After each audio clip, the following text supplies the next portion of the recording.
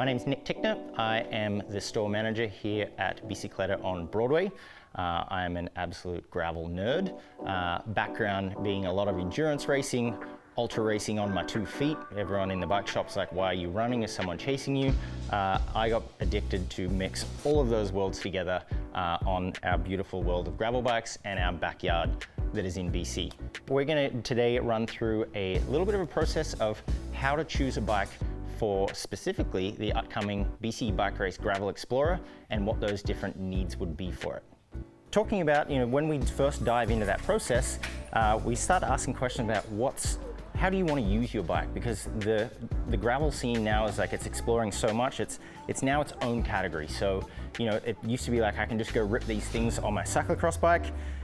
Gravel bikes are totally different now, and they have different strengths. Within that category, they also they shine at different things. So for instance, we have the BC Bike Race. Here's the kit coming up here. BC Bike Race Gravel Explorer coming up pretty soon here. And we have a lot of people asking us like, what do I need? How do I select the right bike? And even if you're not doing that, I want to get into gravel, but what's the best case for me? For instance, we've got the 3T Explorer we're going to use as an example today. That's a pretty racy bike.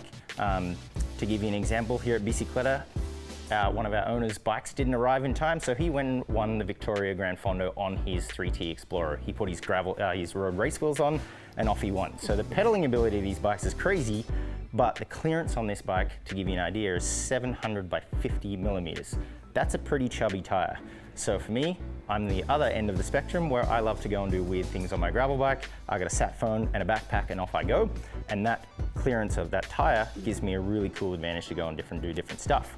So if you think about the Kettle Valley Railway, where the course happens to be for BC Bike Race Gravel Explorer, that's a really cool thing to go and bike pack. So do you need racks on your bike? Do you want to hold 75 different bottle cages because you're not going to be anywhere near a shop? So the strength of these bikes really different change. So we would dive really deeply into how do you want to use your bike? What gets you really excited? From there, we would start to size that bike for you, because each brand is a little bit different too. Those more adventurous bikes, a little bit shorter, a little bit more upright, and then the racier bikes, a little bit more long, a little bit more aggressive position. And the really important thing is getting you on the right bike. So the right size bike, and then we really recommend taking your new awesome bike to a bike fitter to get it dialed in just for you. So a gravel bike may all look like a gravel bike, but essentially they're going to play a little bit differently. So are you riding on some super chunky, bumpy, gnarly, I'm actually a mountain biker, but I want to do a little bit more pedaling, or I'm a roadie and I actually have no interest of getting a little bit sandy on those trails. So how that changes is the big one at the moment that a lot of people are like, what does that even mean? Is 1x versus 2x. And that's talking about your front chainring.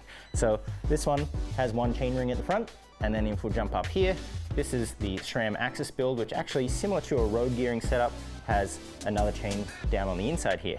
Now, you'll notice on most 1x setups, they have a really big spread on a cassette in the back. So you're gonna have a really good range. I mean, my gravel bike has got a better climbing gear than my road bike, but just has half the number of gears. So what that means, you got a great climbing gear and a pretty fast, you're not gonna spin out as easy, but you have half the choices in between. So for a lot of people, that may not matter. If you're riding gravel, it's typically very undulating, so you're not gonna get stuck in the wrong gear for very long. You're just gonna punch up over that hill. Whereas if you're doing a lot of mixed use, maybe you're getting one bike to do it all, 3T Explorer does that very well, is that you can actually put a pair of road wheels on here and go and play on the road as well. However, if you get stuck in a headwind, going one direction, you may be there for 45 minutes. So if you're stuck in the wrong gear, you're gonna blow your legs up pretty quickly. So depending on your use case or your strength, for instance, sometimes smaller riders typically spin a little bit more, while a bigger rider with some thicker quads may be okay to push a really big gear or prefer to push a big gear.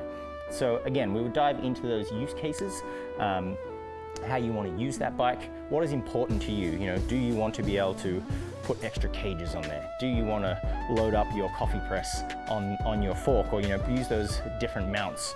Or is it, I'm never going to do those things, so it's not important to me? Do you have quite a shorter torso? Different brands will be better for you for that, because that reach is going to be a little bit different. So not only do they all look like now that they're drop bars with 2 wheels, but they do different stuff. The next huge one would be tire clearance. One of my favorite things about the 3T Explorer is it fits some chubby tires, and I like chubby tires. So you can always go down, but often the limiter for a lot of gravel bikes, or is like how do you want to use it, is going to be a lot of the clearance in here. Typically it's going to be down here in the frame, whether they have an aero arch here or up here. Disc brakes has really opened up the world of what tires you can fit on a drop bar bike. You don't have to worry about the calipers anymore, and we've got a lot of borrowed technology from mountain bikes. Obviously, BC Bike Race, no mountain bikes, and this is why now all of these worlds are starting to meet a little bit more. People are going crazy places on drop bar gravel bikes. So we would explore those questions along the way and find out what really matters to you, and then pick an appropriate bike for you.